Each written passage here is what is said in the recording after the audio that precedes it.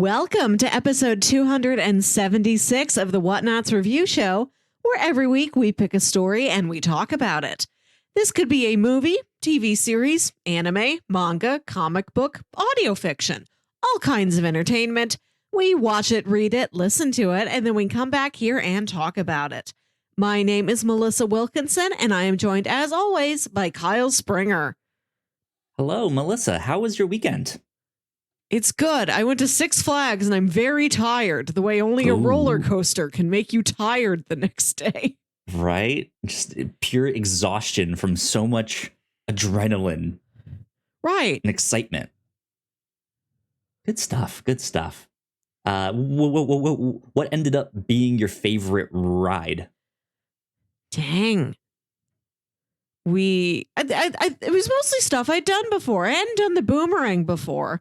Any roller coaster can be named anything. So when I say boomerang to you, you don't know what you're supposed to picture. We rode it because my roommate liked the colors. It's a steel coaster, so it's like bright Hot Wheels racetrack, like orange and green. Awesome. And you go up and then you kind of rock it around. I don't know. It's like a tall, fast boy. It's like one of those real compact steel coasters. It's not like those big wooden ones. It just goes in like a mass, like that's a whole corner of the park. I gotcha. Yeah, that makes sense. We're tall, we're fast, we're just going to jerk you around a lot. I don't know how to describe a roller coaster. That's not one of the types of content I named at the beginning of the show that we know how to talk about is roller coaster. Not something you put on your resume, right? Like, can describe a roller coaster real well. Just like, fast? What do you want from me? It's roller coaster. It's a coaster that rolled? I don't know. Or is it a coaster that rollered? Most important word, tall. I hadn't been that high in the air for a very long time. I hadn't thought about it until I was up there. Like, this is weird that I get to be up here. Who put me here? My weekend was filled with all sorts of adventures. I went to go to a pumpkin patch, which was a lot of fun. We also went to go see Killers of the Flower Moon, which was me too. Awesome. I happened to call my parents right when we got home after that. And they had also just gone to see the movie and just got back. And we were like, we must have been in it at the same time. Like, that's nice. Completely different states, different time zones. Oh, another connection. You know that owl? Yeah. That's a St. Louis owl. That's a local owl to me. Oh, that's our new big local celebrity. Forget John Hamm. We're all about that owl. Did yours have the thing at the start where Martin Scorsese was talking about it? Okay, because I wasn't sure, since he was like, we filmed this in Oklahoma, and I'm in Oklahoma. Yes. I was wondering, like, is this a thing they show to only us for us to be like, yay, Oklahoma, I guess? Or something? I don't know. I was just like, cool, Martin, thanks. Man. If we lived in Georgia, we'd be getting so many like pre-roll videos saying, we filmed this in Atlanta. We were so happy to be here. Thank you for having us, Atlanta. Like every state, the directors film a video for your state. Yeah, absolutely. But yeah, that movie was real good. Yes. But what are we here to talk about this week, Melissa? It is October. This is a month where we focus on all spooky titles. This one does not involve a typical monster or ghoul, but we're like, this is creepy enough that it fits the bill.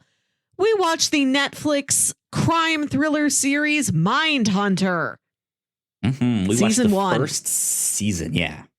Yeah, this is one when you pitched it, you had some really good pitches, but it was just like we just did True Detective. I felt like this also goes really well with True Detective. We also haven't done like this kind, like it's like you said, it's not horror in a traditional sense, but this is still like sufficiently scary and creepy, and there's just a good atmosphere. And it's one that I've often recommended on the show. Yeah, so I was like, you mentioned it a lot. Knock this one off of our list here. So same with True Detective. I also had not seen that one before we watched it here. So we're entering our detective era as a whole. This podcast. Hell yes. My time to shine. So good. I love it. Yeah, I really love this show. I'm super sad that it only ever got 2 seasons and it did not go on for the 3rd one, which kind of could have wrapped everything up. I guess not wrap everything up. That's maybe not the right word, but could have been a better conclusion to the show. But yeah, both seasons are very, very good in their own right. But yeah, we only watched season 1 here, which I also think ends on a very strong note. Yeah. So you can kind of watch season 1 and be good with it. But I also really recommend season 2. There's some things in here that are... I want to go on and watch it. ...hinted at. And season 2 kind of explores them a little bit more. So yeah, I'm happy we get to be here and talk about this show. But what did you think? 'Cause this was your first time watching this and checking it out. So what did you think of this? I pitched it now when I did, not just because I felt like it's a good candidate for Spooky October, but my favorite podcast, Blank Check, which follows different directors' filmographies. They're in the middle of a David Fincher series right now. So I've been watching a bunch of David Fincher movies, and I wanted to branch out and also explore this TV show that he executive produced and directed some episodes of. So that was my avenue in here. I had a great time. This actually went down smoother than I thought it would. It's less of a bummer. There's very little that you see directly. You will have things described to you in gruesome detail, but you only see very them. Gruesome detail. Yeah, gruesome and all sorts of there's strange things. Not the things you were expecting in this that will put chills up your spine. And the main investigators we're following are really compelling characters. You enjoy spending time with them. You're really interested to see what's going on in their personal lives and in their professional lives as well. The angle of this show is that it's set in the late 70s, based on true events, on true cases, and on true investigators.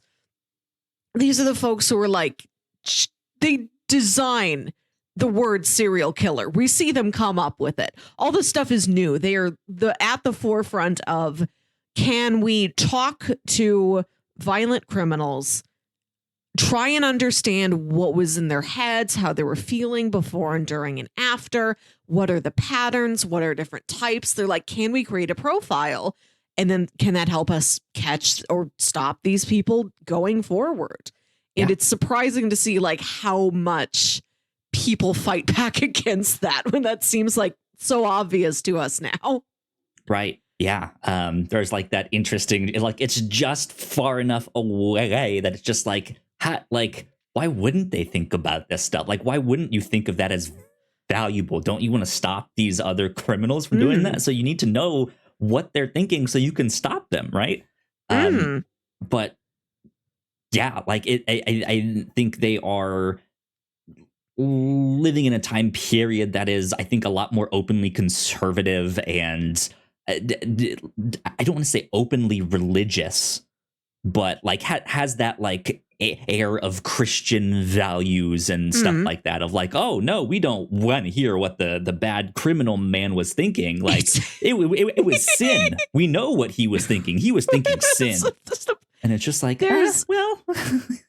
these our 2 main detectives work for the FBI, and at the beginning of the show and throughout the show, they are traveling around the U.S. talking to different smaller regional police departments, just giving them basic criminal psychology, stuff that is known at this time. They're going around giving workshops, giving seminars.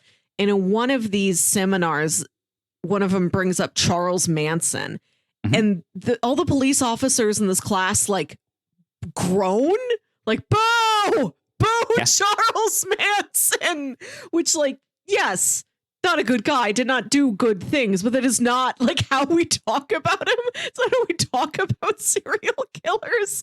It was very odd to see that they don't think, yes, interesting case, worth bringing up. What can we learn? They're like, boo, he sucks.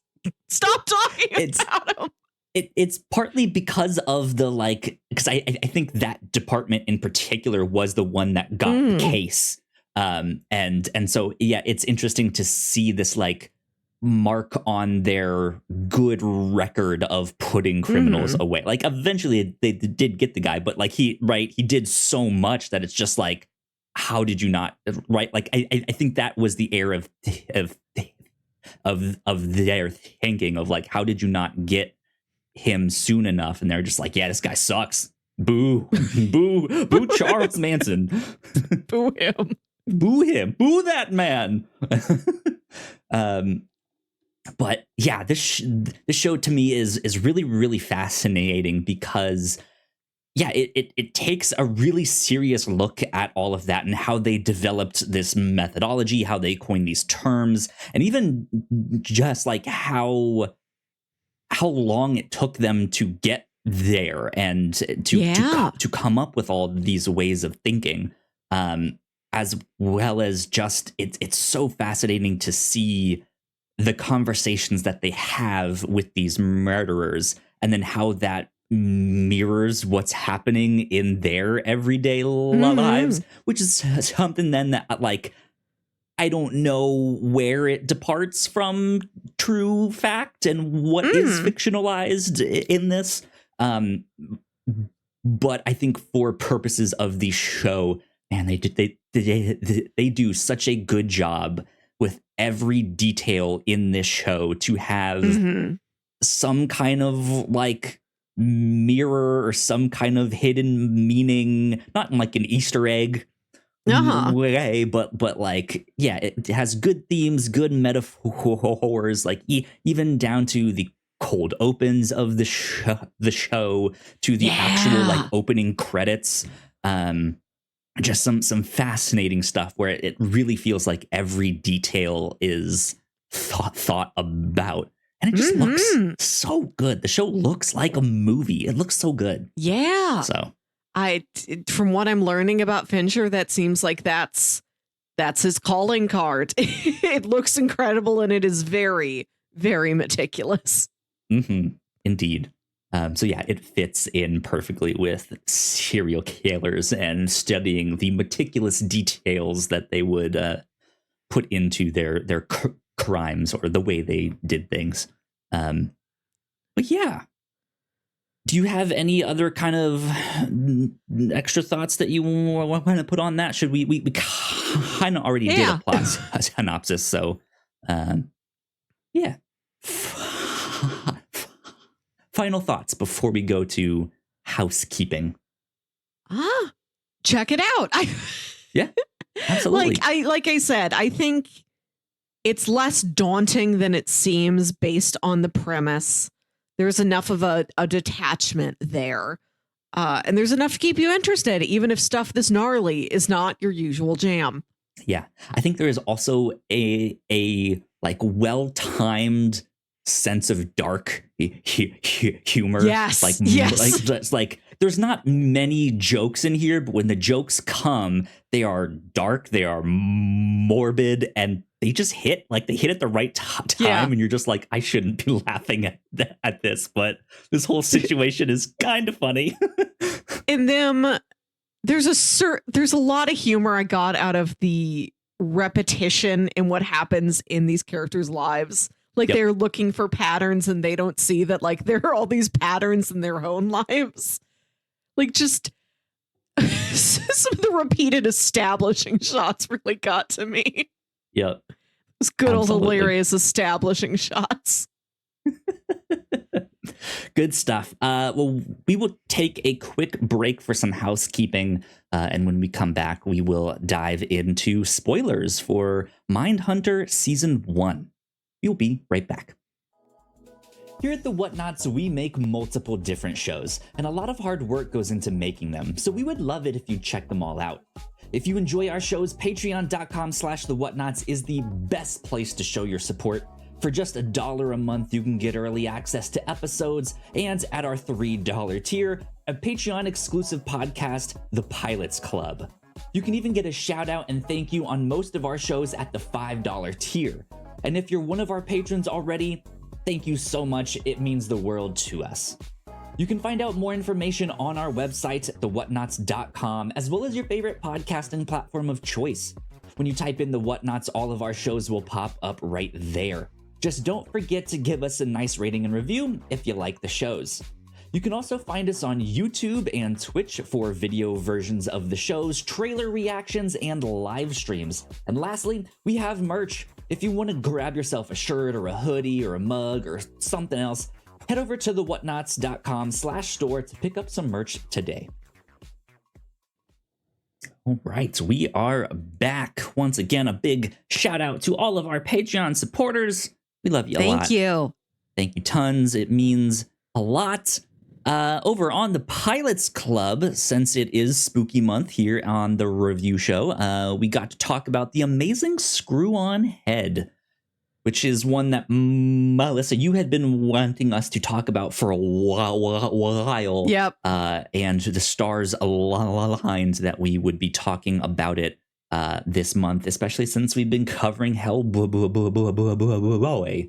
here on the review show for our monthly specials too. So yeah, it's the amazing Screw-On Head based off a Mike Mignola comic of the same name. It's his art style on the animated show. So something that I didn't know about, was not expecting, and I had a blast. Yeah. Fun little relic of the past, a half-hour animated pilot for the Sci-Fi Channel that never went anywhere but a one-off DVD release that found its way into my family somehow. Indeed. Speaking of the review show, like I said, we've been covering Mike Mignola's Hellboy here on our end of the month specials. That is what we will do next week for the podcast to wrap up our horror month.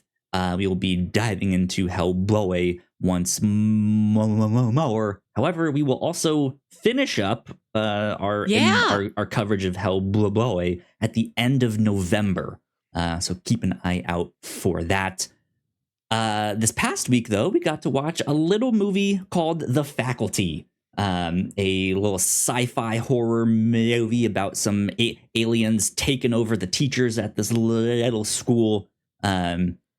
And that was a blast. That was a fun one to watch for sure. A young Elijah Wood is in that one. He's the main young everybody. Character. Young everyone, yeah. Good stuff. Over on the Captain's Log this past week, let's see, we got to talk about Too Much Thirst, Not Enough Legends. We looked at the local legends from our home, or your hometown, my new hometown, yes. Since I didn't know what the urban legends are here in Oklahoma City. You got a vortex somewhere. I don't know if it's in Oklahoma City. Somewhere in your state, there is a vortex. So watch out. Shaman's portal. Who knows what we're inviting in. But yeah, we got to talk about some stuff like that. Go check out the Captain's Log. That's always a blast. And then last but not least, over on Loki, or not on Loki, on the Reactor Core, we've been talking about Loki season 2. And I guess episode 4 comes out this week. So we will be doing our next episode on Loki season 2 later this week as well. That's it for the show stuff, but at the end of this month / start of November, please keep an eye out on your RSS feed if you are subscribed to this show or any of the podcasts that we do. We are in the process of switching hosting providers for our podcast. And there should not be any hiccups with that, but there might be. So you might need to unsubscribe and then resubscribe if you notice something is up with that. So yeah, just keep an eye out. But that is about it for housekeeping. So I say we get into spoilers on Mindhunter Season 1. Here we go. Melissa, have you hunted minds? Are you now a mind hunter as well? I'd like to be. I'd like to profile different academic authors. I've caught many cases of authors submitting the same article to multiple journals at the same time, which you're not supposed to do. Just to see who picks it up? Right. You're supposed to stick with one and either they reject it or you withdraw it. Like, you're in it till there's a final decision on that thing. There's been such a rise in authors just firing the same manuscript off to like 10 journals at once. You don't need to hear about this, but I try to mind hunt in my own way, appropriate for my profession. Yeah. It's interesting because this is my second time watching the show. And even in this rewatch, I was kind of picking up new small things. There was one detail specifically that now my mind is going blank on that like I had that like aha eureka moment of like, oh, I didn't catch that the first time. That's cool. But yeah, I think for me, like, one of those things this go around was like kind of understanding more where the title of the show came from. That's always something I think about as we're watching things or writing things for the show, is like, why did they name it that thing? And some things are super obvious, right? Just like, oh, it's called Superman because that's the name he goes by. Duh. Who's Bosch? 1 minute in. Oh, that's Bosch. I understand now. But then there's certain things out there that you kind of question, like, wait, why was it called this? I don't fully understand. And I think, like, back of my mind, the first time watching this, I understood it, but it was not what I latched on to.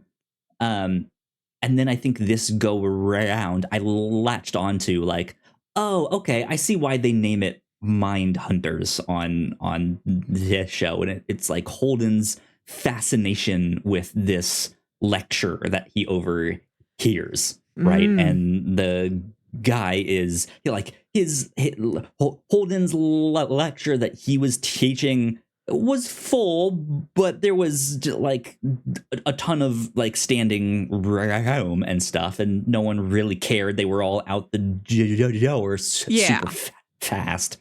And then as he's on his way out, he overhears this lecture. He peeks inside, and the room is just packed, like barely standing room. And they're kind of saying similar things in their lecture, but he's just presenting it in a like way that the students like and understand a little bit more. He's a little bit more thought provoking with his stuff. And he mentions this idea of like, hey, the way that people are murdering people nowadays, it's kind of wild, right? Like, we don't understand the motive. Right. Like, it's just like some of the things they do or why they do, we don't know. These aren't your granddaddy's murderers. Right. Exactly. And so he's like, when we can't easily find motive, when we can't, like, he said something along the lines of, when we can't hunt for motive, where do we go? And he just poses this question. It's one of those things where they never actually say the word mind hunter. We are the mind hunters. We are the Walking Dead, right? Like, it's also not that obvious. But like that question stuck with me more this go around than it did my like first go around. So I want to ask you, like, what stood out to you about this show? What's because there are lots of haunting details or conversations that they have, but was there a certain like aspect about the show that stood out to you or stuck with you in a way that you just kept like mentally going back to and be like, that's interesting?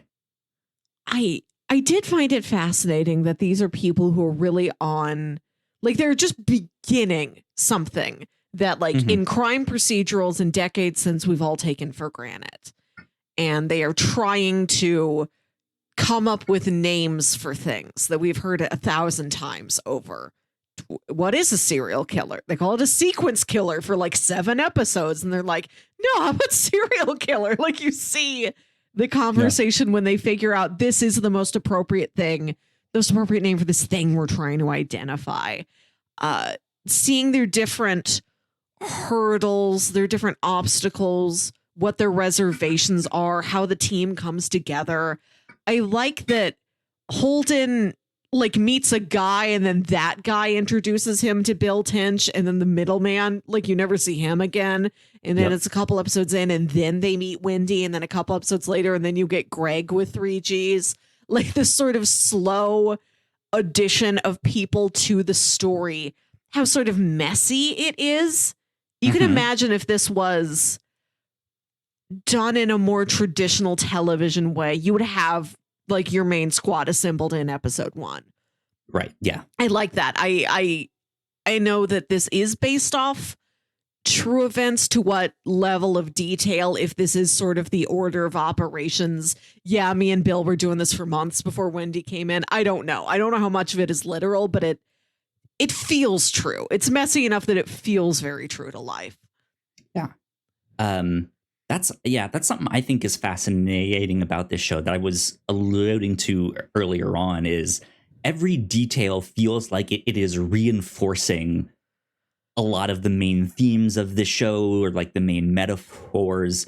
Like to speak about the opening credits a bit here. It is like, I don't even think the like opening song is all that catchy or interesting, but it is like what they are doing on screen. They're just setting up their recording equipment. Yes. They are threading the tape. They're plugging things in, and it's real slow and it's real meticulous. And then you just get these like these flashes, almost these like subliminal messages of these crime scene photos.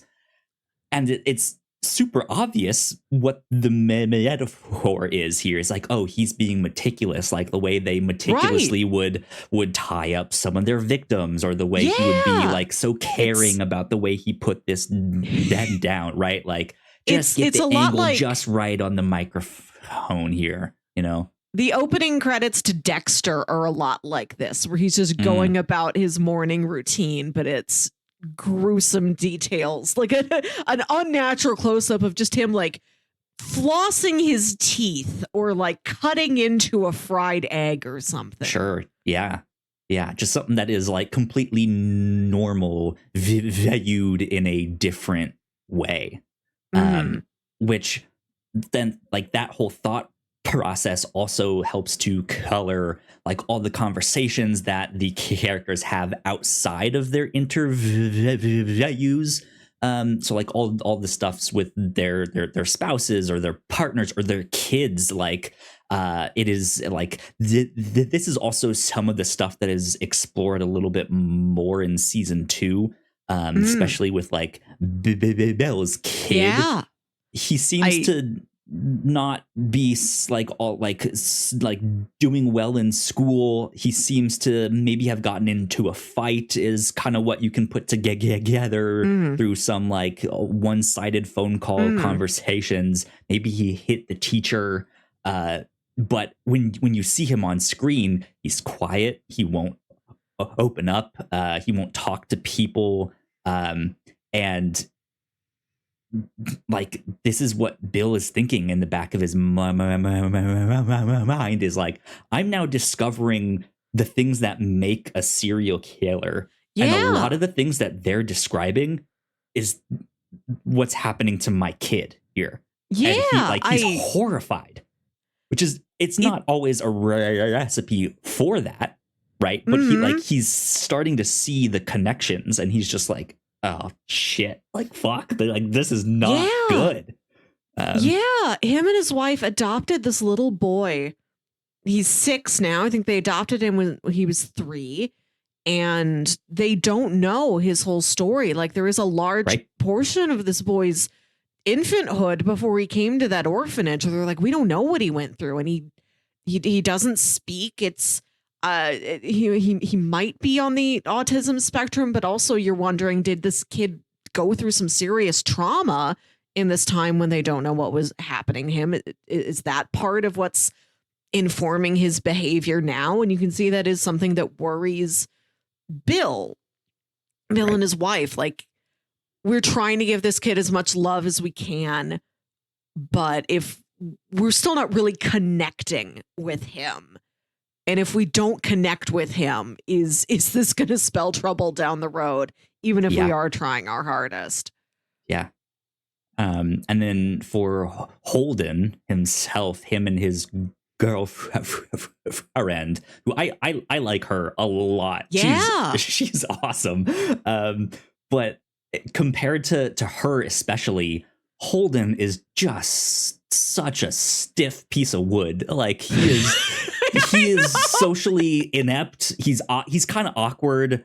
Like he will like just kind of stare at things in a way that he just kind of looks like an alien.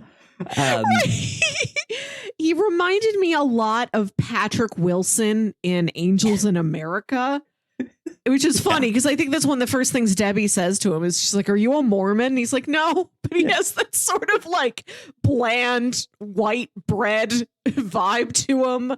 I like when he accompanies her out clothes shopping, and she's like, "What would you wear that suit all the time? What do you wear in your spare time?" And he's like, "This." She's like, what if nobody had any expectations of you? There were no societal norms, anything you had to meet. What would you wear? And he's like, I think I'd still wear the suit. Yeah.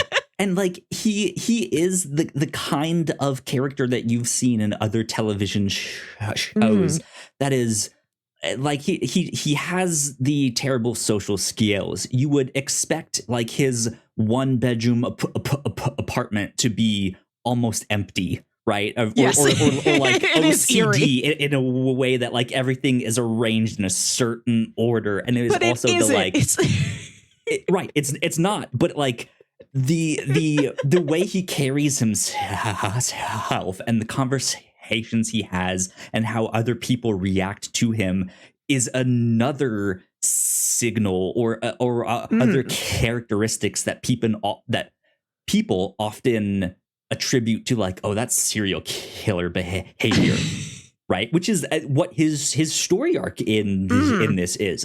He's starting to realize how much do I actually then connect with and now I'm blanking on his name. Is it Ed Kemper? Yeah, Ed Kemper. Like he seems to have a connection with him more than he realized and more than he's comfortable with, and he just like to the point where in the interview with someone else he's actually quoting something that Ed had said to him earlier in the show, and it just comes so natural to him. It's like he's a completely different person when he's doing that, and so it is this just like, whoa, that was kind of too easy for me to switch on what is happening. And he's horrified to the point he has a panic attack at the end there.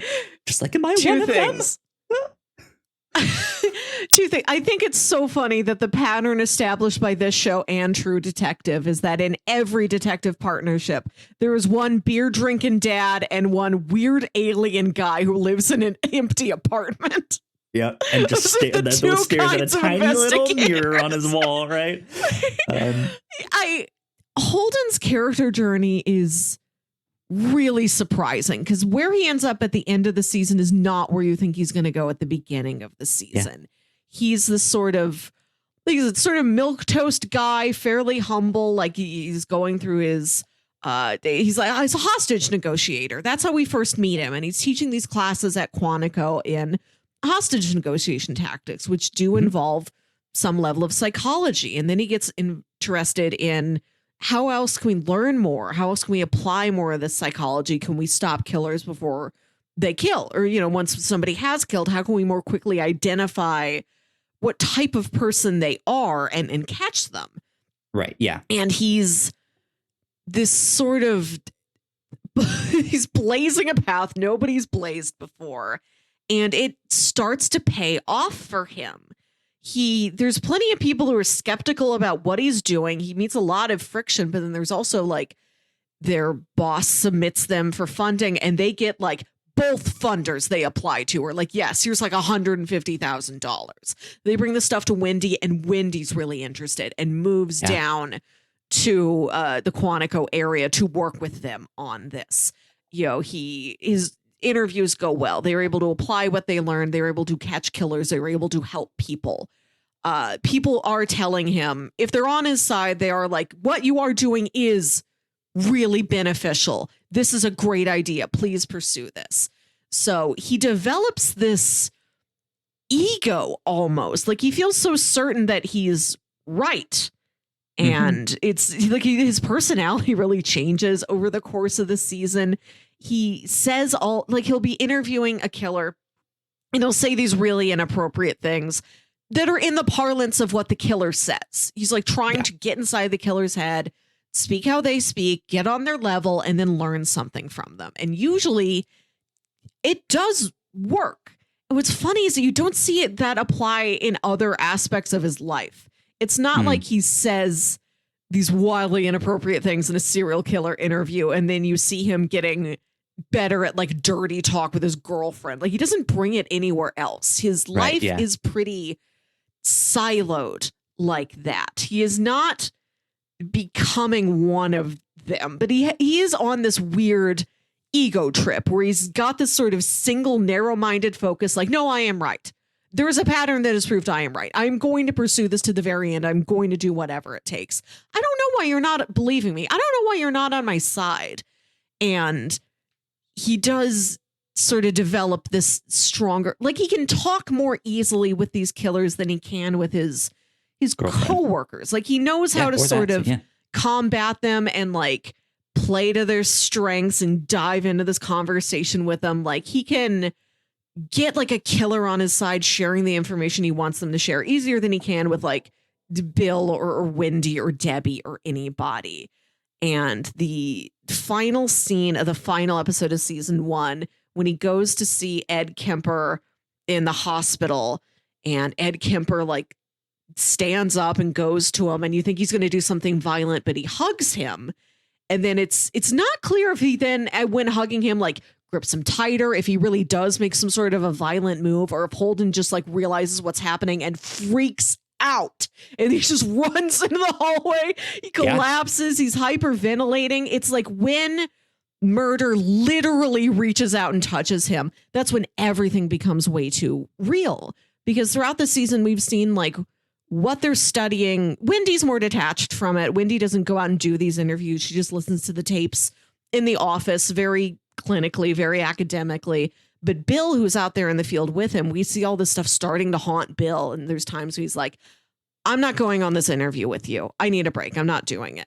And Holden seems kind of unflappable. Like nothing really gets to him. He's so gung-ho about, I'm really excited to interview this guy. I think we can learn so much. We can really apply this. We can help people. It's when Ed Kemper hugs him that he's like, I have gazed into the abyss. The abyss has gazed back. I'm dying. Help. Yeah. It's interesting because Wendy has this, like you said, this like academic separation.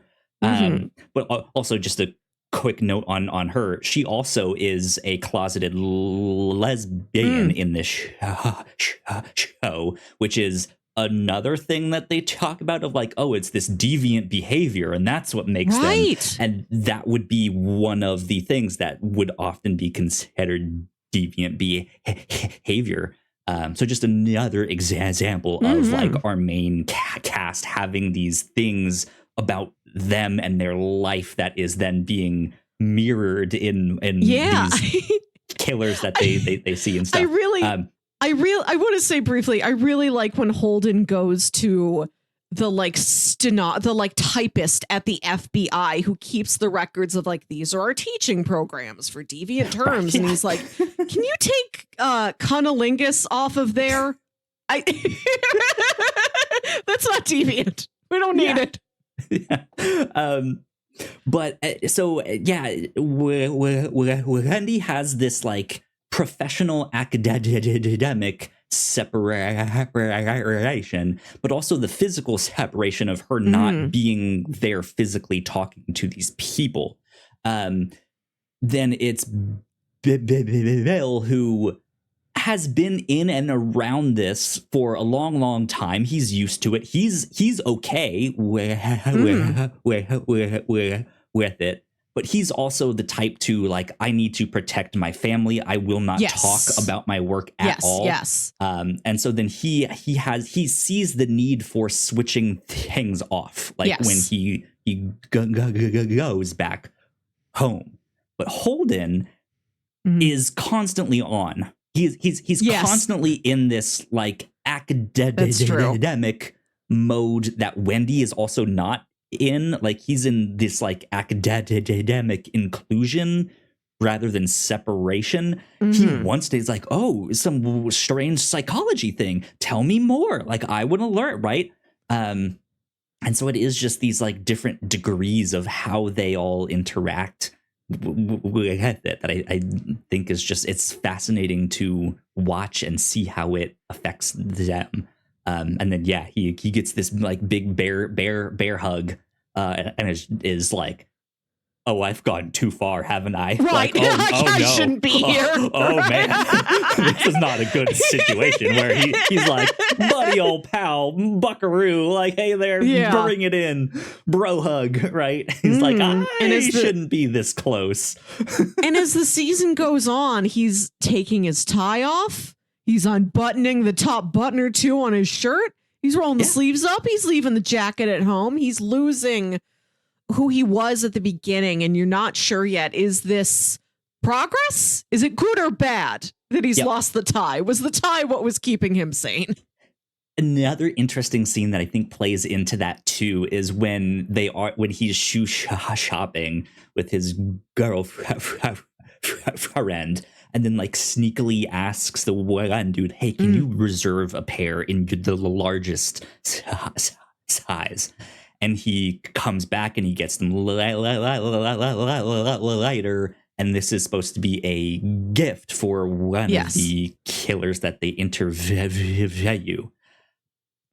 In which the guy, like in the middle of the interview room, goes off in a corner, takes it, and just starts jerking off into the shoe. And they're all just like, well, I guess we just have to sit here and wait till he's done. They're like, I guess this is a breakthrough. Like, this is kind of why we brought the shoes, to sort of crack through this guy's facade, give him something that he will react very strongly to, and then we can get him talking.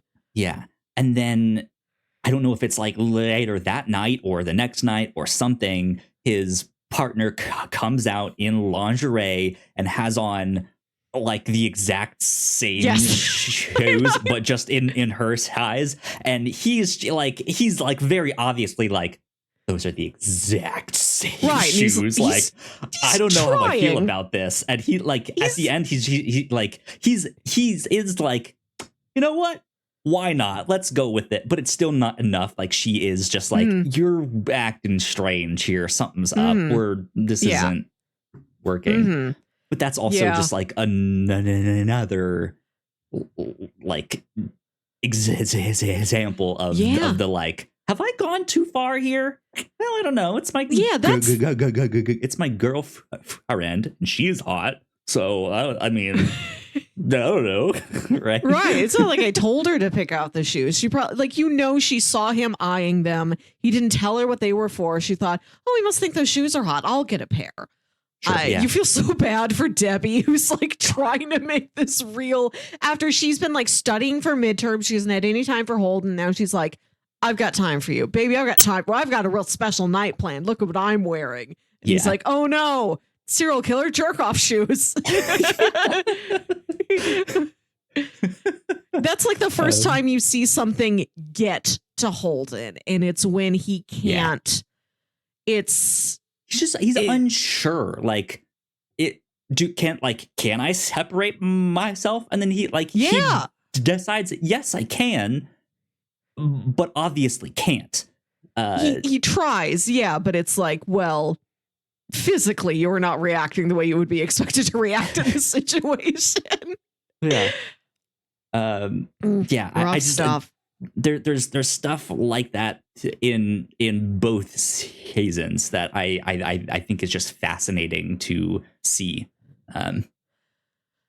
There's this recurring scene that I found fascinating.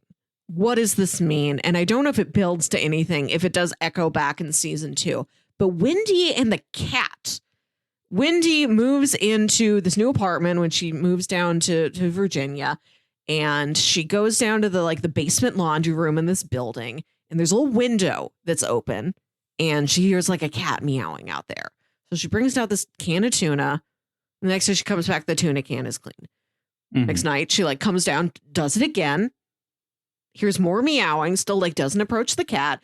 She never mentions this to anybody. She doesn't say anything. She's just not talking out loud.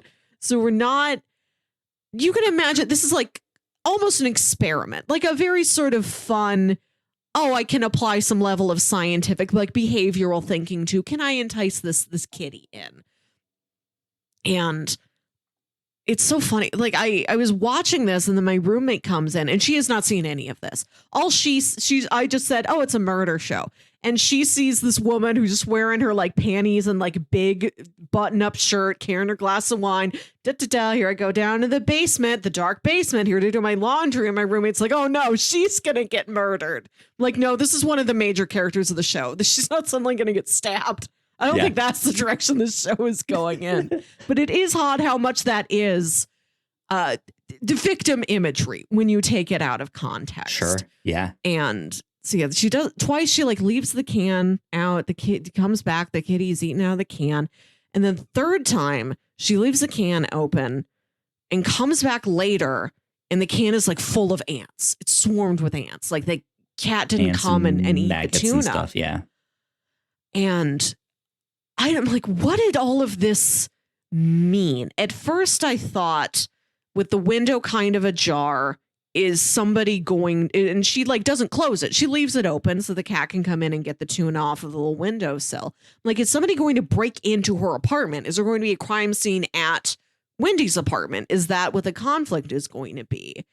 And then finally, when the cat didn't eat the tuna, I'm like, harming animals is one of the early signs of violent behavior later on. Is that what it's going to be? That now there's somebody in their own neighborhood, in their own backyard, who they've seen a signal. She's like, oh, there's a cat dead.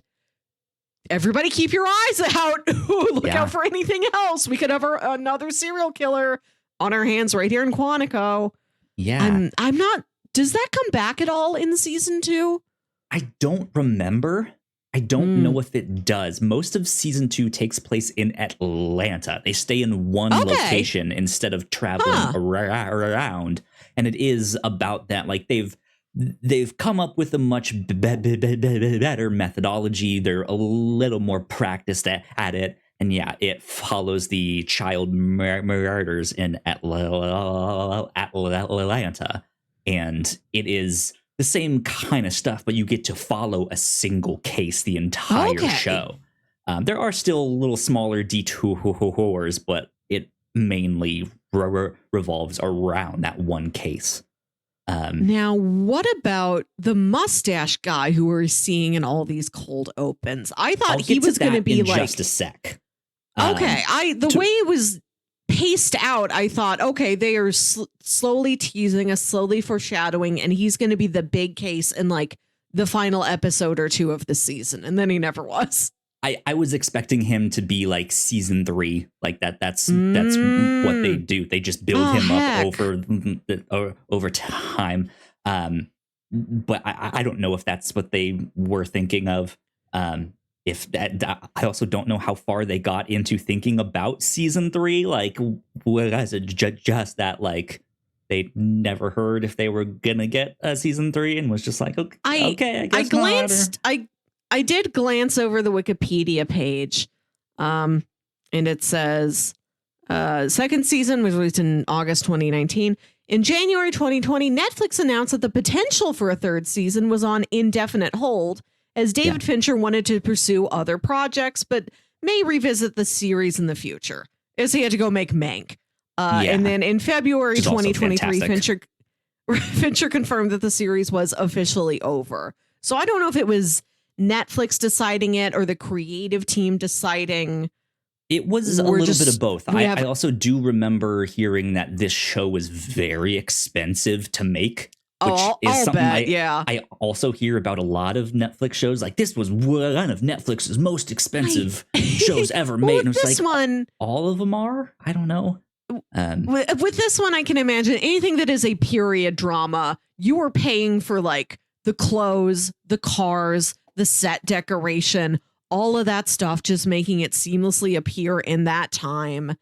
I guess, David Fincher, very meticulous, probably, known for shooting things, doing like dozens and dozens of takes of things that eats up time and resources. I can't understand it. Yeah.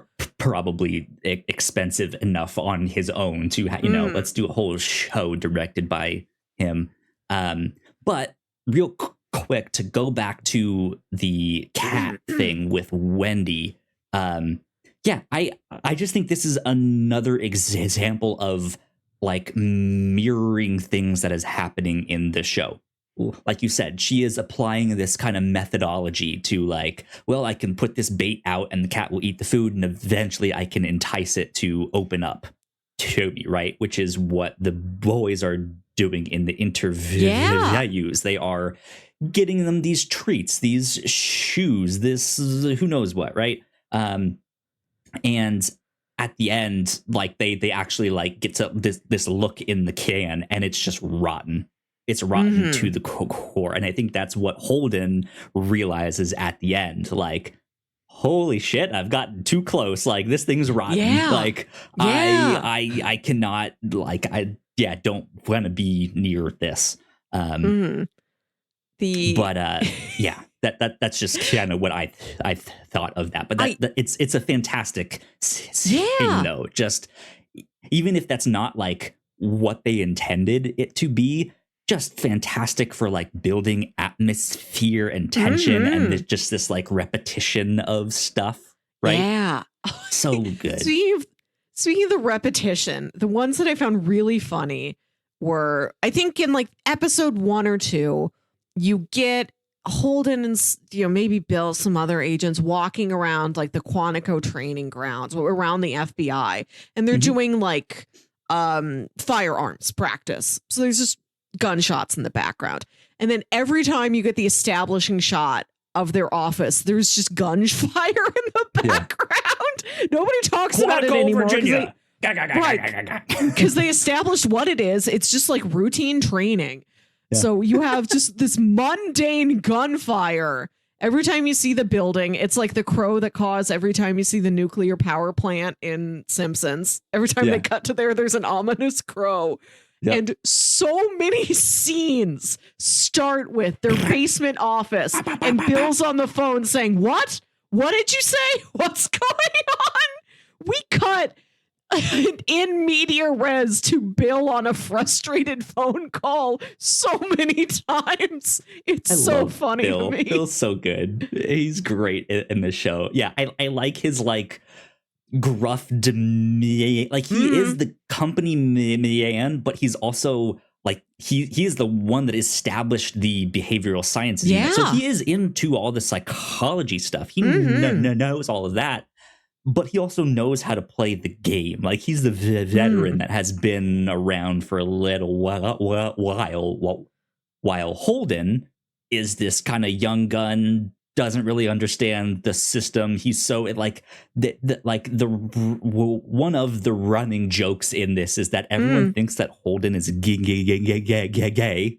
Like they don't actually say it, or they don't discuss it behind his back, but they do, like, in the way that, like, you're not supposed to say that someone's gay. You're not supposed to have that conversation. So we can hint at like, we know you and your types. You wouldn't fit in, right? And he's just like, huh? Like, what do you mean?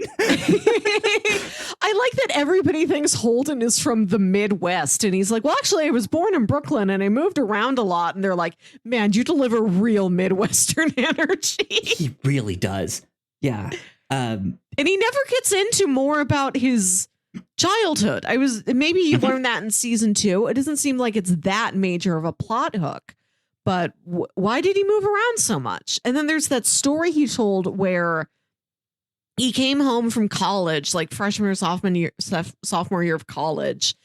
He's having dinner with his parents and they flat out ask him, have you had sexual relations with a woman? And he said, yes. And they're like, what's her name? And he's like, well, there's been a couple. And his mom's like, Holden, who will have you for a husband now? And he's like, I'm still kind of haunted by that. And that is something he mentions. Like, Debbie is the first girl he's really dated since college. It seems like whatever his mom did put like this fear of God in him, where he's like, okay, I'll clean my act up. I'll put a tie on. It goes both ways, because them asking, like, have you had sexual intercourse with a woman also, like, implies that, like, his parents almost think he's gay. Like, man, our kid, he's a weird one. Like, what's up with it? Have you really had sex watch with out a for woman? this the next time I'm watching this show.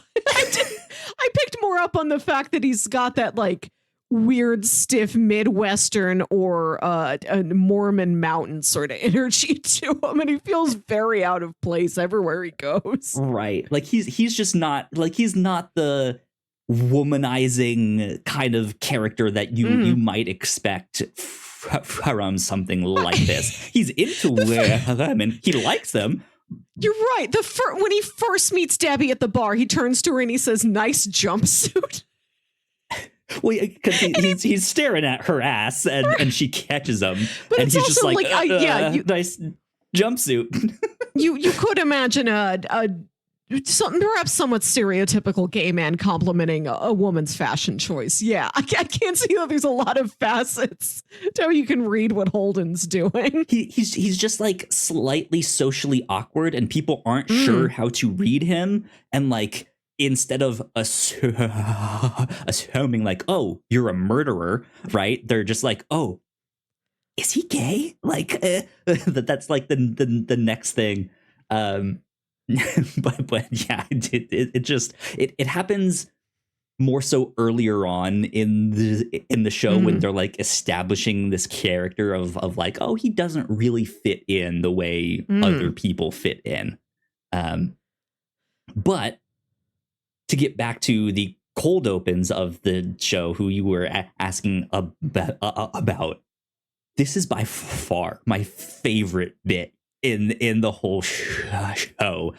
When I have mentioned this show, when I've mentioned Mindhunter here on the review show, I'm typically bringing up this bit of just how much I think, like, oh, this was awesome. I loved this.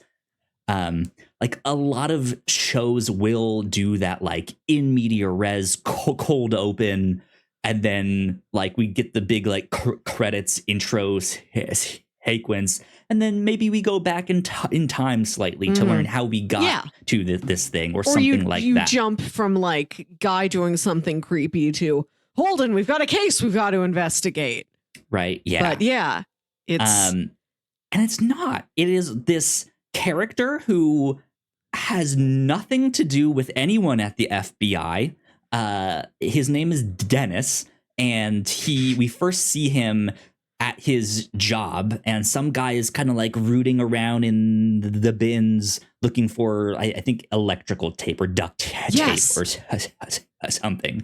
And Dennis is very much a stickler for, like, no, if you need more of this tape, you bring me the empty cardboard roll so we know that it's done. We can keep inventory, and then I will give you the next thing. And the guy's like, all right, dude, whatever. And then like walks away. But you can tell like he's flustered. Dennis is like, we have a system.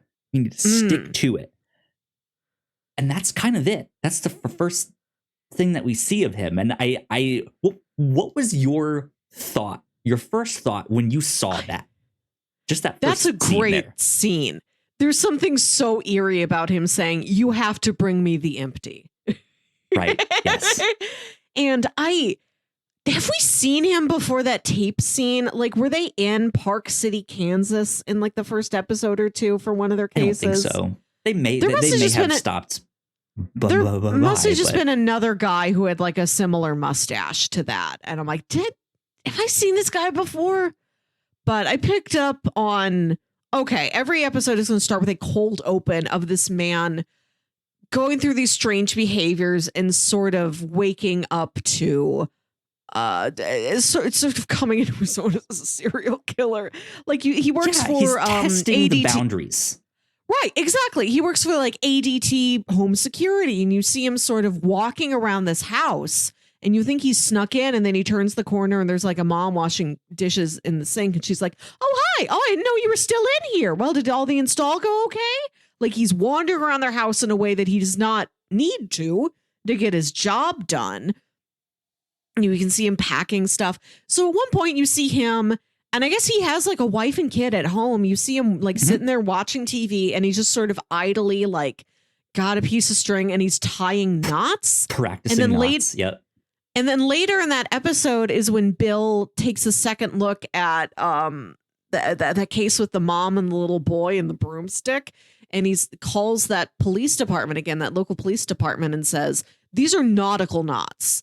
And it was in a landlocked state. I forget if it was Kansas or Iowa or what.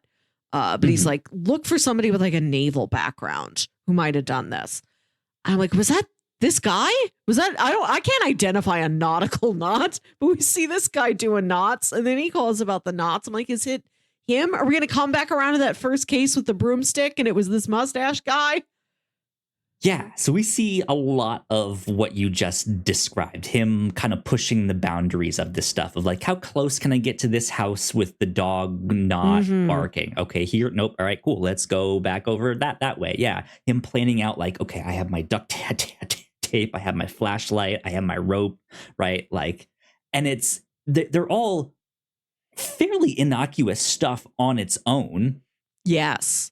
But in sequence, right? It is just this like dark, chilling, like that's creepy. Like when you figure out what it is that's happening, you're just like, oh no, this is bad. And yes, this is the BTK killer. And he was murdering people over several decades. To the point where I think in the 90s is when he turned himself in or something like that.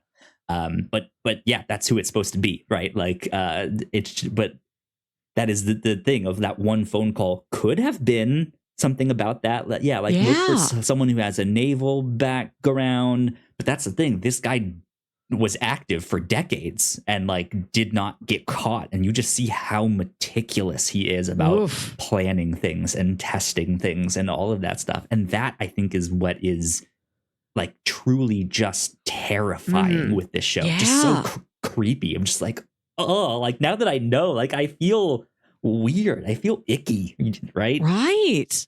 Yeah. And this is an interesting echo of the case with the principal. I found that principal arc fascinating. Yes. Yeah. Where Holden is called in to give a sort of career day talk to some local like elementary school. To sort of tell them, I'm an FBI agent. This is what I do. And give him like the very, very cleaned up, sanitized outline of this behavioral study he's working on. And then it's this principal who called him in, thinks this would be a good idea to teach the kids.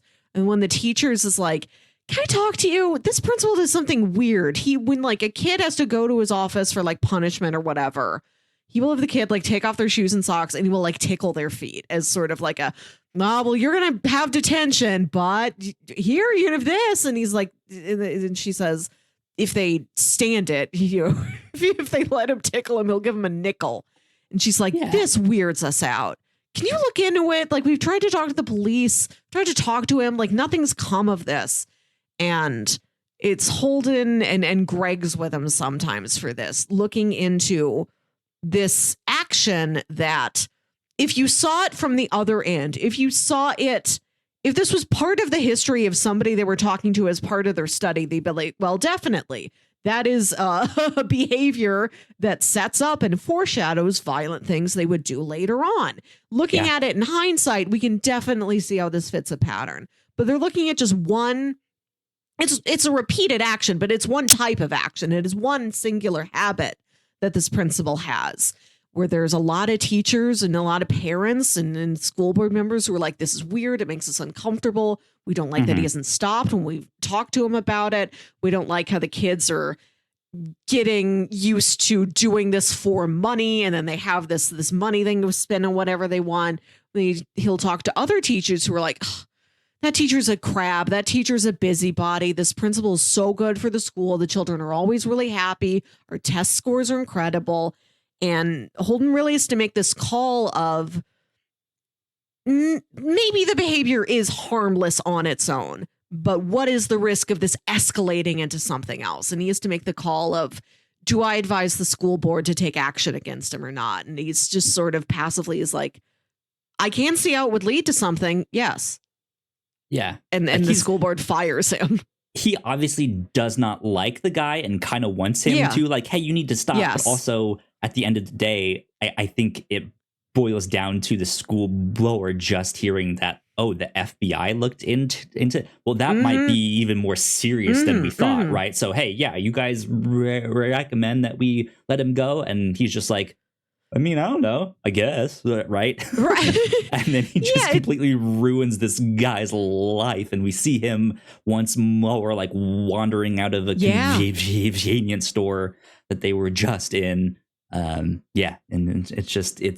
it's interesting to see these slower steps as they are figuring out their methodology, applying it, and seeing the different consequences of like, is this a good thing? Is this a bad thing? When do we use this? When do we not? Yeah. Right. They're figuring it out for sure. And when Holden's giving the talk to the kids, one of the red flags they look for is harming animals. And the principal's like, I don't know if I want to talk to the kids about harming animals. Can you say being mean to animals?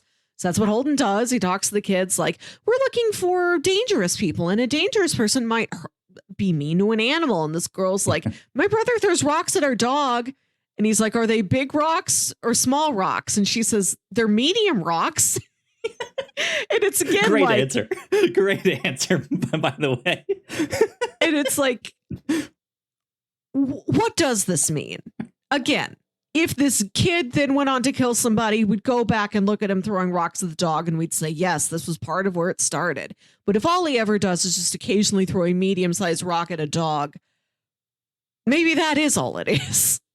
Yeah, absolutely. I like how much the show really lived in those gray areas and that the characters, Holden, and for as much as Holden is like, I think I am right about things, this is an area where he really does go back and forth and seek different opinions. And at the end, he's like, I think you should get rid of the principal. But it really interrogates these sort of murky gray areas. Yeah. Even when he goes to these like smaller towns and works on these smaller cases, just like the reaction of the local police to their interrogation methods, like they're all just kind of like horrified and clutching their pearls and like, you said that to him? You used the SLUT word about his girlfriend? Like, what are you talking about? Like, you can't say that. And he's just like, what? It's fine. Like, this is what gets them to crack.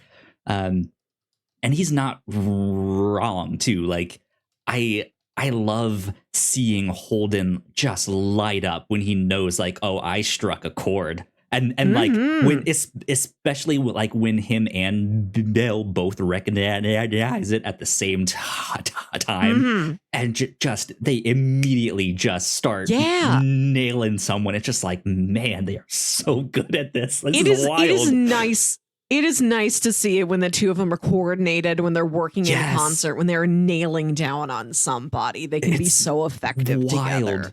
Like the one kid that beat up the old woman and like killed the dog, when they know it's like the guy that they're talking to, and they just really start just interrogating this guy with everything they've got. It's such a well-oiled machine, which is also interesting because like they're not really supposed to be there for these smaller cases. Like they're not meant to be a team in that regard.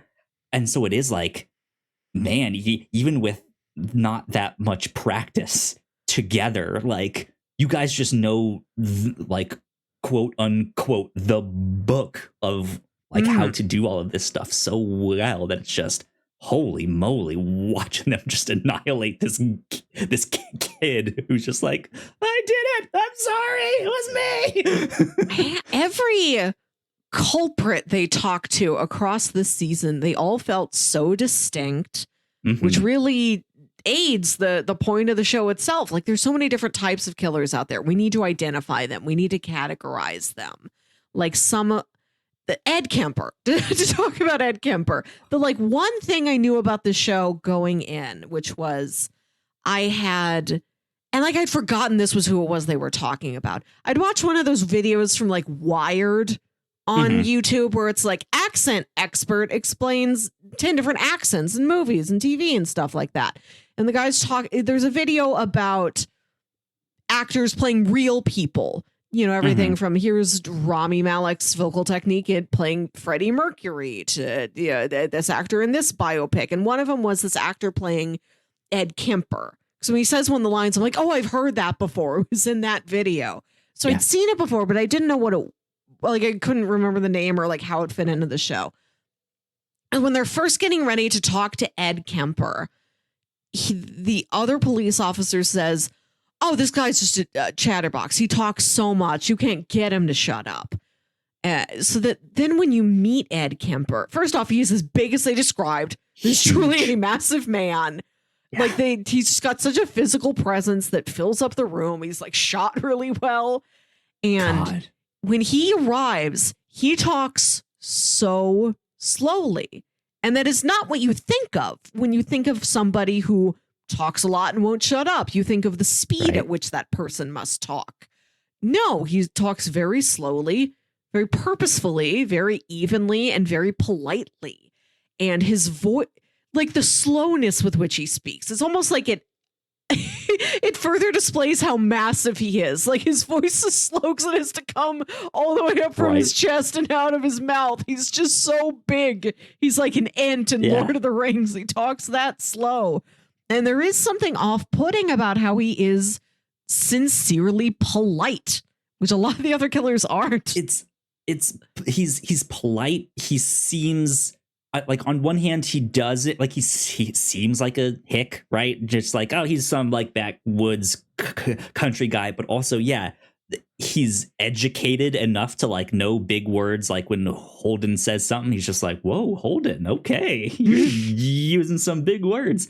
But then like it's also his voice is higher pitched than I think you might think. Like a big man, you think his voice would be this like booming, powerful, grizzled thing, and he has this like sweet, charming Southern drawl to him that is just off-putting. Of just like, you are not what I expected at all.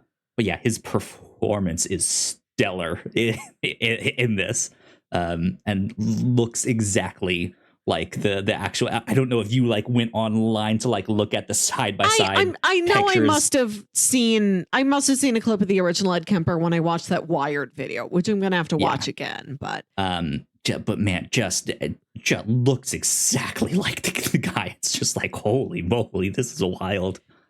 Is the guy throwing the bird into the fan real life? Did that happen?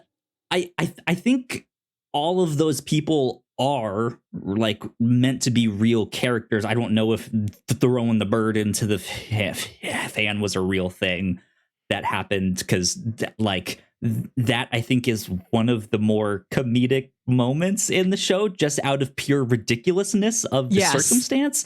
Like, first, how do you have a bird? How have you been sitting here at this interrogation table with a tiny bird in your hands the whole time? And then at the end of the conversation, he just yeets it into a ceiling fan behind him, and there it goes. But it's one of those like fans that has like the metal grate around it to stop things from getting inside it. So how does the bird get in there, really? I guess the grate is large enough that if he was like Little Michael bird. Jordan, he could make that shot. Yeah, he'd be Larry Bird, right? He'd be sitting there making the shot.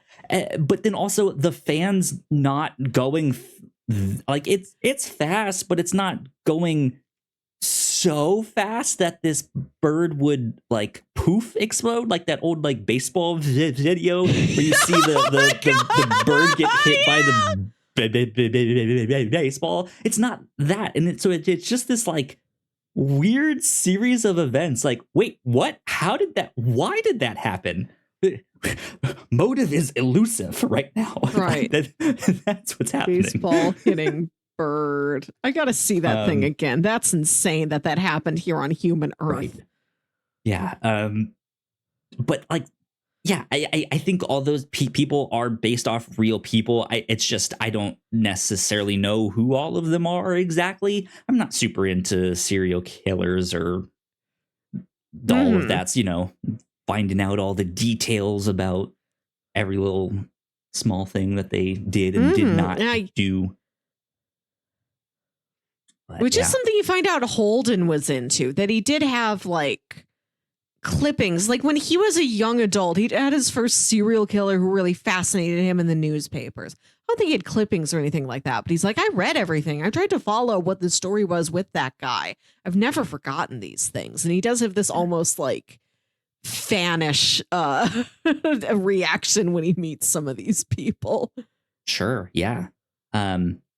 Yeah, I mean, there are certain things that fascinate us that I do think stick with us in a weird way. Like, I really don't listen to true crime podcasts, even though I'm a big like crime and detective fiction fan. But also, like the first season of Serial was phenomenal. That case sticks with me. I followed everything about that. I still kind of do. Or when some like big news thing comes out about that case, I'm like, I need to go back in and like see what's new, see what's out there. Gotta pour me a whole new bowl of cereal. Right? Yeah. Like it stuck with me, I think, in the way that some of those cases stuck with Holden, that he has a certain like fascination about them.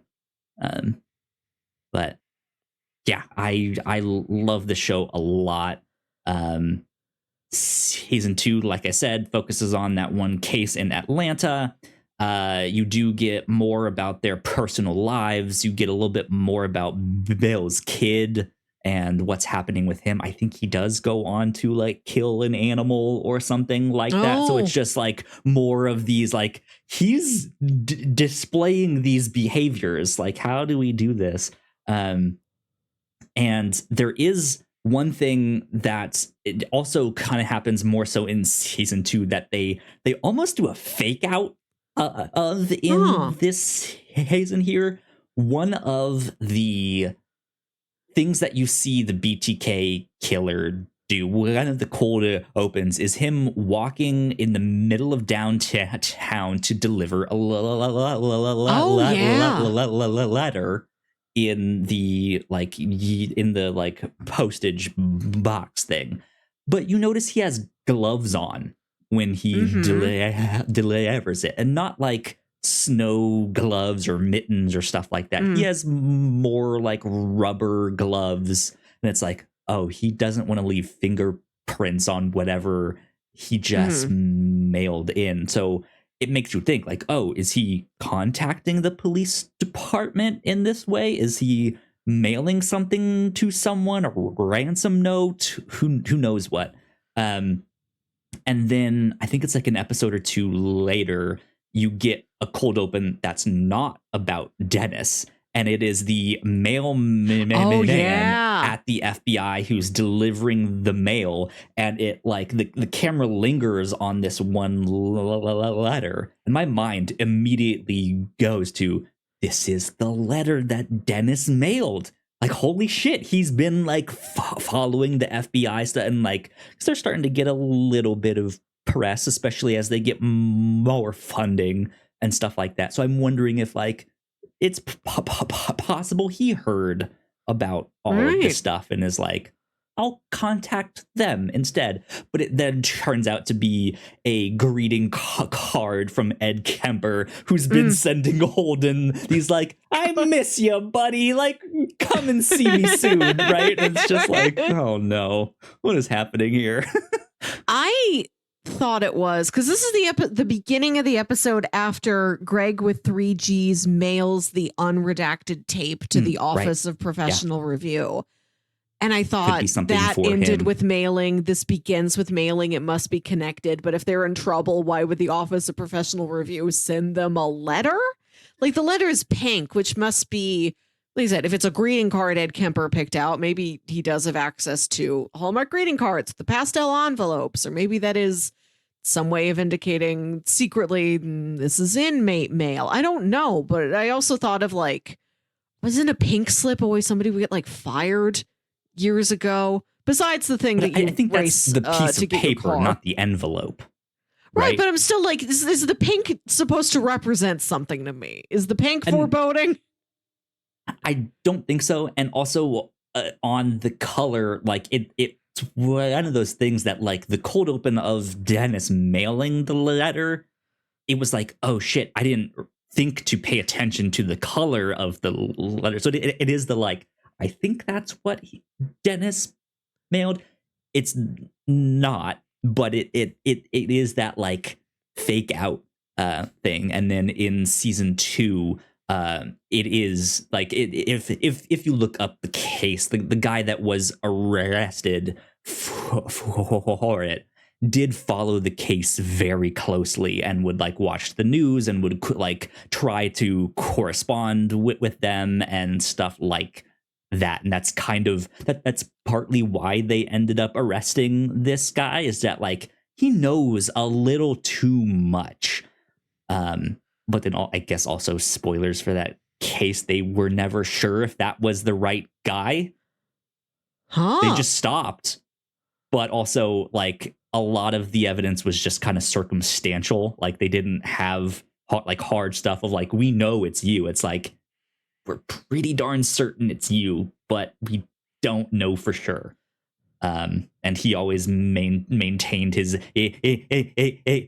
he always maintained that he did not do these things, at least as far as I know. And so it is just this like, did this guy just happen to stop at the right time to be like, I got away with it, and you never know? Or did they get the right guy?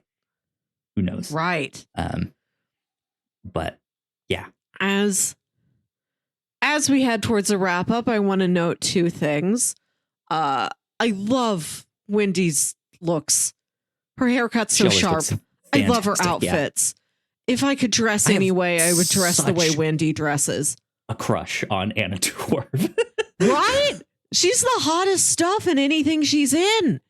She really is. She's awesome. She's got the like these sharp, like incredible structures. She's always wearing like a button-up shirt, like tucked into this big A-line skirt. And the shirt is like so straight and precise and unwrinkled. You know, they like put the thing on Anna Torv and she never once needed to like raise her arms. It's like so perfectly tucked into the skirt she's wearing.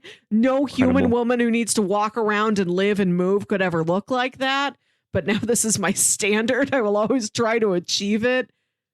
Like, and she also knows the kind of boys club that she's in and a part of it, both in the academic circles as well as in the FBI too. Like she has a commanding presence in the room too. Like even when she's not like officially a part of the team, the way she kind of interacts with the boss, she's not like overpowering, but she knows how to hold her own in these settings. That is just kind of fascinating to watch.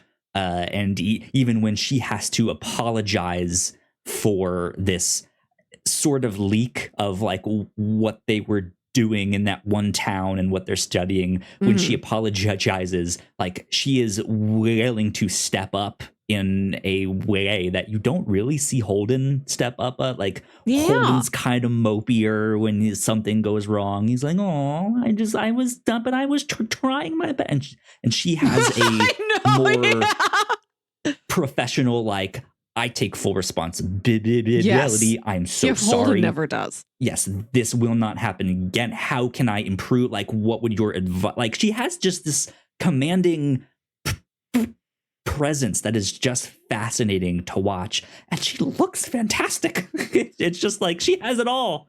Good Lord. Why aren't any of us Anna Torv? Also, she's also right. She is right that they should be using a specific repeated questionnaire to get a consistent data set. There's no way you can build a real study without that. Holden's got to stop just winging it every time. But Holden's also not wrong either. Like, these questions, yes, if you want true, hard, scientific, here's a study that you can publish in an academic journal, you need to go her way. But these people won't ever open up to that.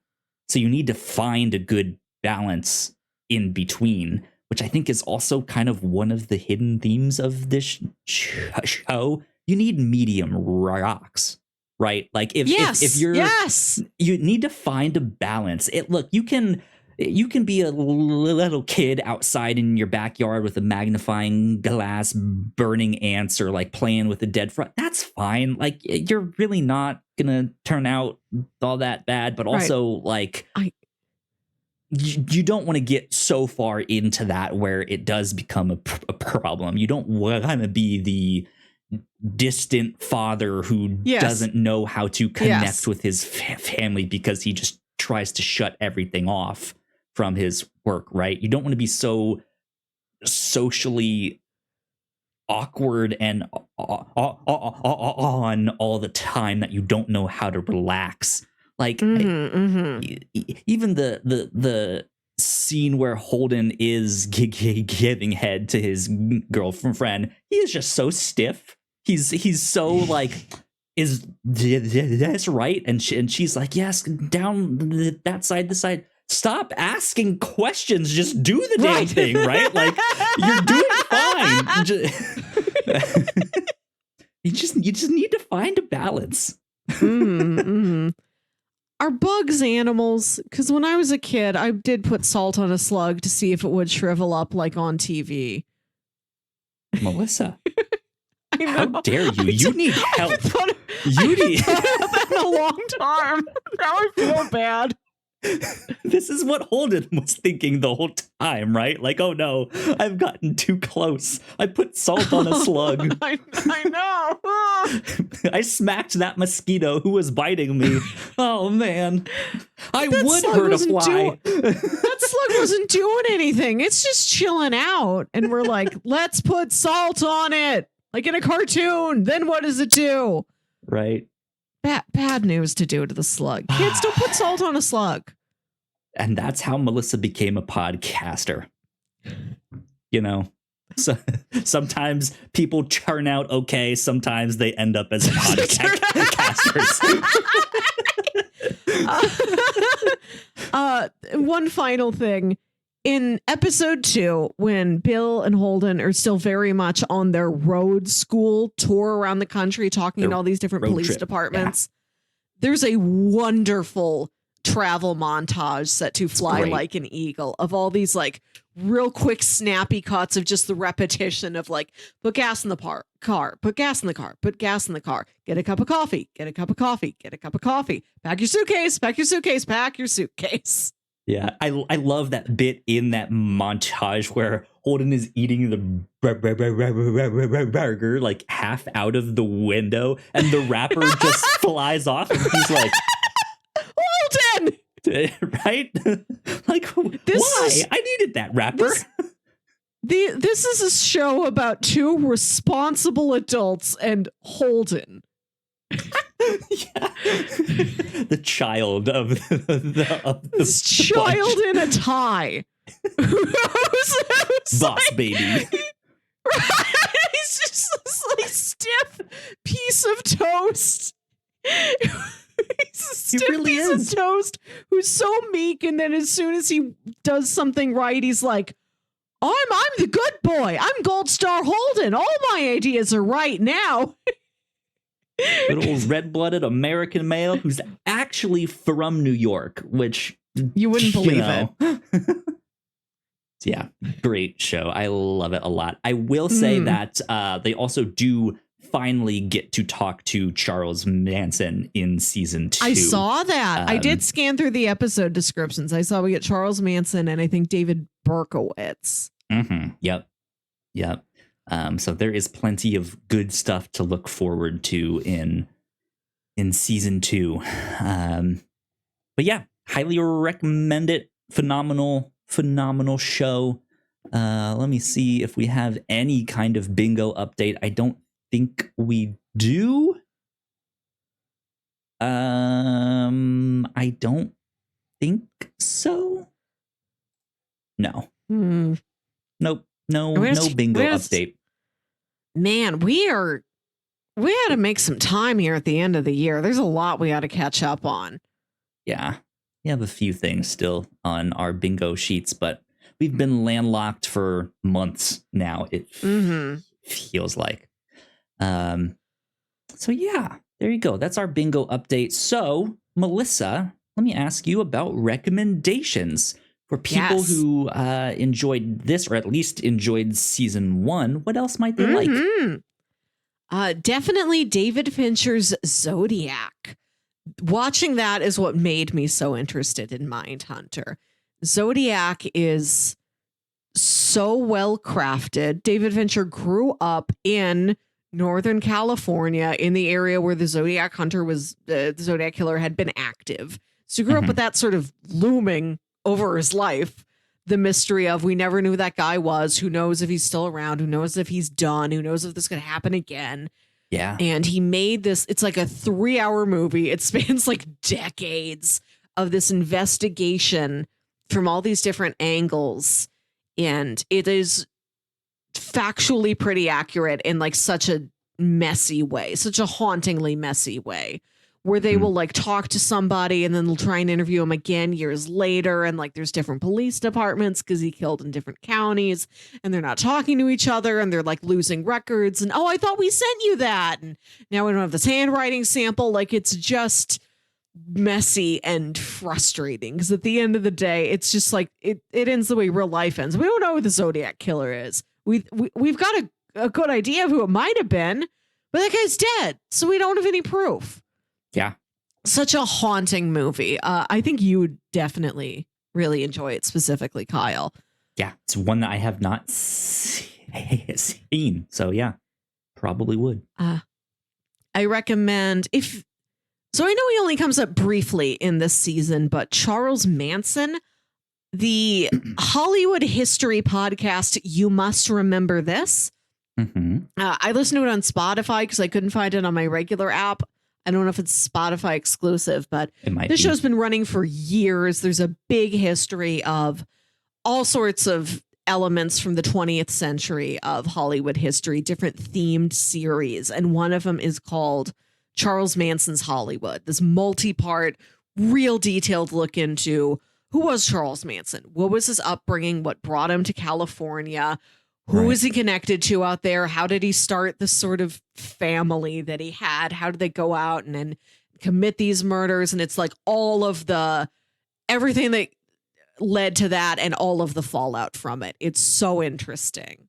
That's cool. Especially if you've seen or would like to see Once Upon a Time in Hollywood. It really gave me a lot of context for what that movie was doing. Gotcha. And gotcha.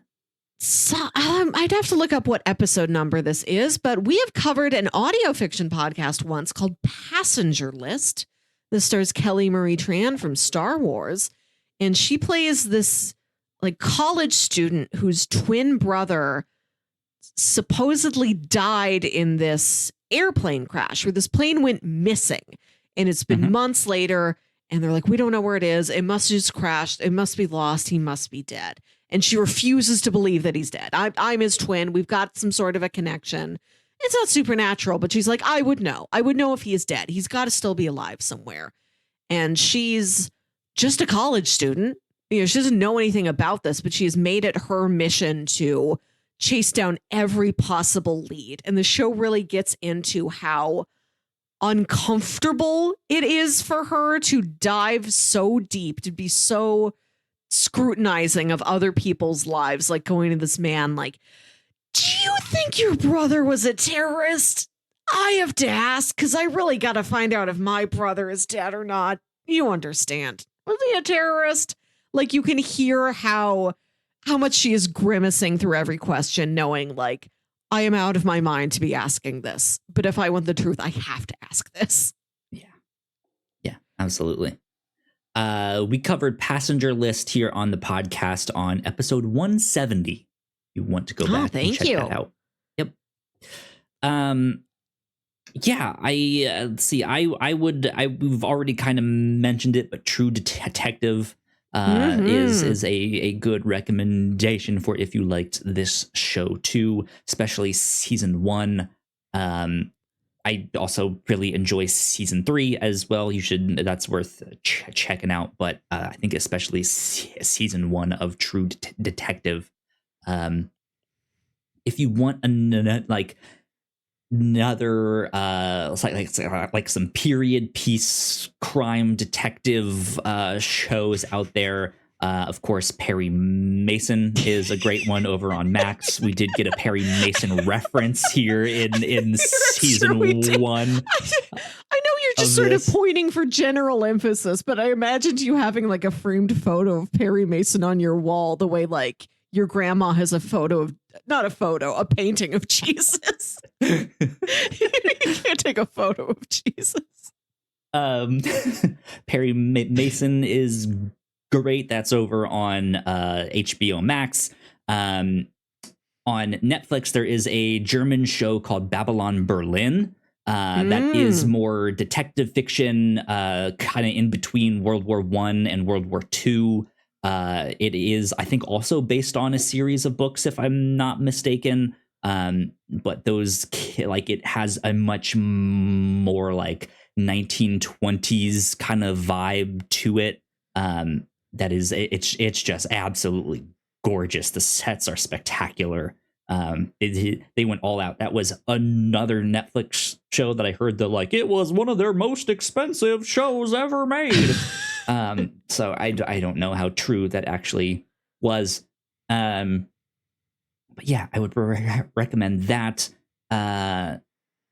This one, I don't know how well this would go with everyone, but there's another crime show on Netflix called Marcella. It's spelled like Marcella, Marcella.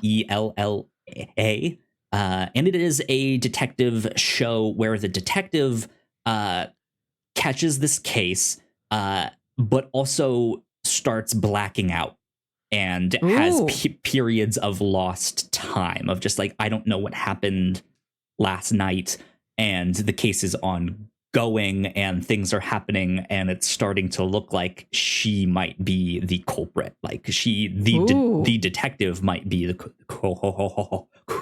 culprit. So it is a little bit of that, like, am I getting too close to like these criminals kind of thing? Am I one of them? Like, who knows? But yeah, that'd be one that I wouldn't go check out. There was also a Korean crime show called Stranger that I would recommend to check out. There's 2 seasons on that. They're both spectacular. It also stars Duna Bae, I believe is her name. She was in Sense8. She's the Korean woman in Sense8. She's in that, but it is a crime show that is kind of taking a look at the struggle between the South Korean police and their prosecutors, and how sometimes the prosecutors can kind of step in and do things a certain way that the police know are wrong, or the police might be corrupt, and that's why the prosecutors are stepping in, but those guys also might be corrupt. And so there is this like push and pull of how everything works. And it tries to kind of like dive into that, I think, in a similar way to these guys here building out their methodology of like, how do we study these people that will soon be known as serial killers here. So good stuff. Good stuff with that. I also feel like I should mention X-Files just because it's FBI agents in a basement office who have a boss who gives them a hard time, but is ultimately trying to be on their side and advocate for them. Yep. And if you want more Anna Torv being a badass, go watch Fringe. She's great. So there you go. Those would be my recommendations. For next week, we are finishing up our coverage of, we are finishing up Spooky Month by diving back into Hellboy. We will be reading volumes 7, 8, and 9 of Mike Mignola's comic. So yeah, get excited about that. We will finish up Hellboy at the end of November. So we do have some more Hellboy down the road.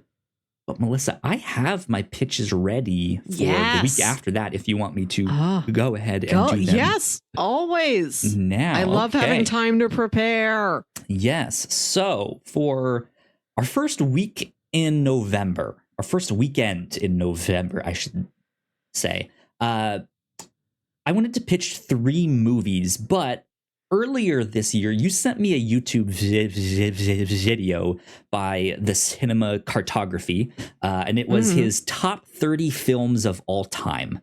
And I didn't watch it right away, but I eventually got to... It's a long video. It is on its own like feature length. It's like 2.5 hours long. Yeah, it's a long video indeed, but he breaks down his top 30 films of all time and why he chose them.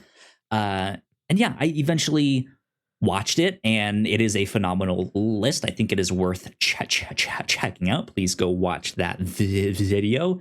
But I thought I could use that as a launching pad for like, let me pick 3 of these movies that either I have not seen, have not covered on a podcast, or right. I wanted something brand new to me here. So I have 3 movies to pitch. The first one is a French film from 1995 called La Haine. And the English name of the film is simply Hate. Okay. This is a French, right? Okay, I'll go Google Hate. Right. Will you spell out that French title? I hate movies. What's the? How do you spell the French title, please? L-A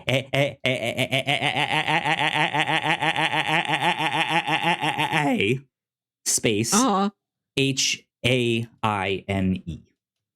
La Haine. I think that's how you pronounce it. I don't know.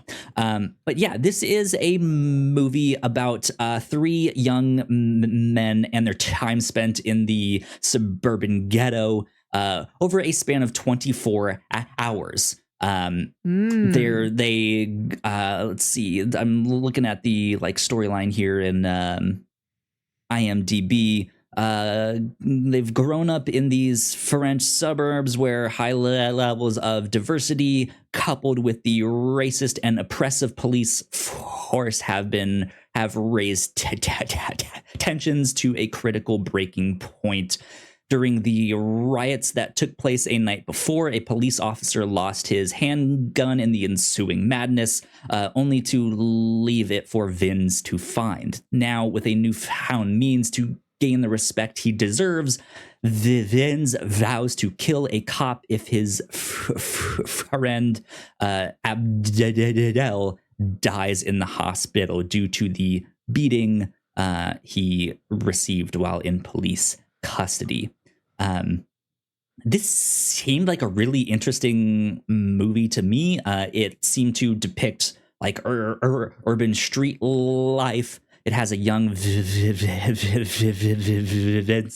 Cassel in this. Also, I don't know how to pronounce his last name, but Saeed Tagmaoui. I don't know. I probably said that wrong. We're gonna have to learn. I know him from Lost and a few other things, but I always love to see him when he's in this. And I saw him in the like trailer that was in this, and I was just like, oh, hey, it's that guy. I love him. He's great. So yeah, I think this is an interesting one. It looks like it's mostly shot in black and white, and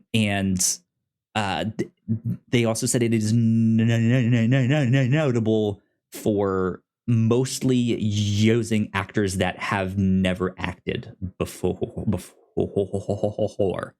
to get a sense of realism to the film there. So that is pitch number 1, Lahain. Oddly enough, pitch number 2 was the very next movie on his list. I should have written down what numbers they were on his list, but I don't have those at the top of my... It might have been in like a pinned comment. I'll look it up. Right, it might be in the description. But pitch number 2 is called Love Exposure. This is a Japanese film from 2008. It says it's a Japanese comedy drama film written and directed by Sion Sono. This one just seemed absolutely ridiculous. It is about a kid whose father is a Catholic priest, but the death of his mom has kind of estranged him from his father. So to get his attention, he starts acting out and doing all these hands, which eventually leads him to creating this like group of like this club that is about like finding ways to get upskirt shots of women, to which then he eventually like loses a bet and has to cross Jaress, during which he meets this woman who's starting some like sexless cult thing. It sounds like just a complete roller coaster of a movie. It seems kind of like a cartoon or caricature of Japanese culture, like modern day Japanese culture, but ends up being super heartfelt. I was not able to find this one on a streaming service. However, I know we can watch this on archive.org. And I will say the first review on archive.org is, this movie took me on such a wild ride. It was hilarious, dirty, dark, scary, and beautiful. I am blown away that something that started so cartoonish ended so real. So I just, and that was a review from March of 2023. So who knows, maybe they saw it on the Cinema Cartographers list, which was also from earlier this year. They were just like, let me go check this out. So I just thought this one looked ridiculous. It was fascinating, though I should say up front that it has like a 4-hour runtime. It is Oh my God. a long one. So yeah, that is pitch number 2. And last but not least, pitch number 3 is Persona. This is a Swedish avant-garde psychological drama from 1966. And it is about a woman who I believe says the story revolves around a young nurse named Alma and her patient, a well-known stage actress named Elizabeth Vogler, who was suddenly stopped speaking. They move to a cottage where Alma cares for her and confides in her and begins having troubles distinguishing herself from her patient.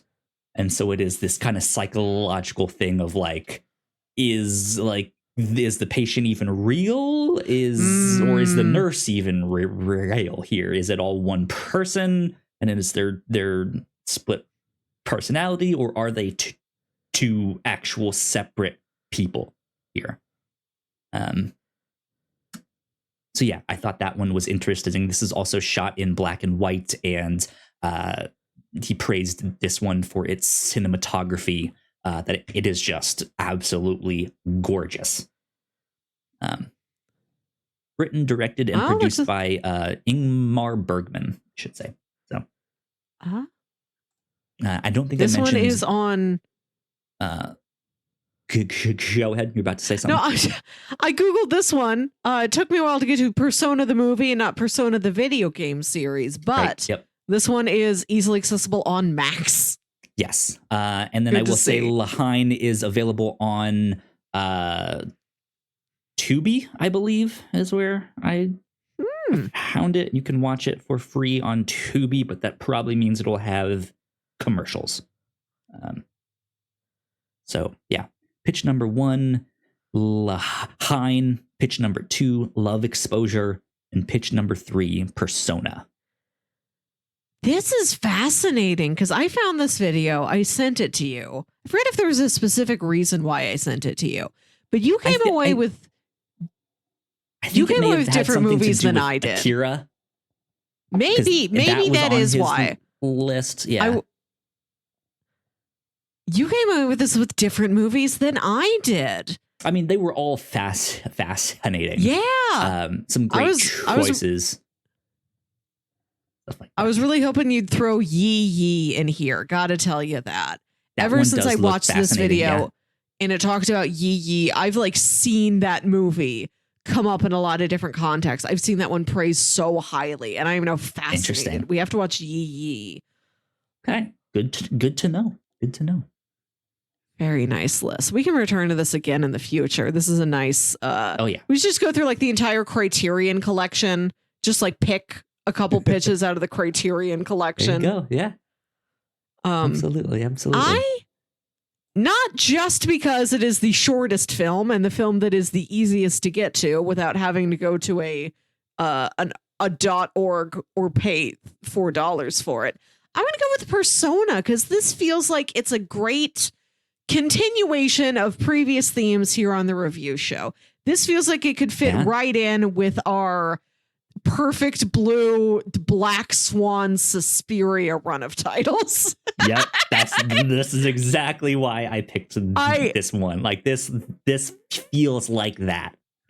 So I've got another movie that could fit in this series also. We're gonna have to name whatever this series is that we're building. Absolutely. Whatever these like writers and directors were eating when they made these things, I want some of that. Give me what they're having. So yeah, I'm super excited. So yeah, in the first week of November, then we will watch Persona, which is available on Max for you guys to check out. So there you go. Next week, wrapping up our horror month with some more Hellboy. I think both Melissa and I will also be in costume. So yes, get excited for that too. Right. It's going to be gotta finish fun. putting that together. Indeed. So yeah, I think that about wraps us up for this week on the podcast. So, Melissa, where can people find you on the interwebs? You can find me on a new Letterboxd. I've yet to do very much with it, but I do have it, and I do intend to flesh it out. I am on Letterboxd at Wilkywit, WILKYWIT. There you go. You guys can find me at Yo Kyle Springer on most of the social media places. And if you'd like to stay up to date with all of the stuff that we do here at the Whatnauts, we are at the Whatnauts on most social medias. We might be at the Whatnauts official on one or two of them. But please go like, share, and subscribe. We got plenty more videos right over here for you all to check out if you're watching this on YouTube. And yeah, this has been number 200 something of the Whatnauts review show. We will see you all next time. Bye. Bye.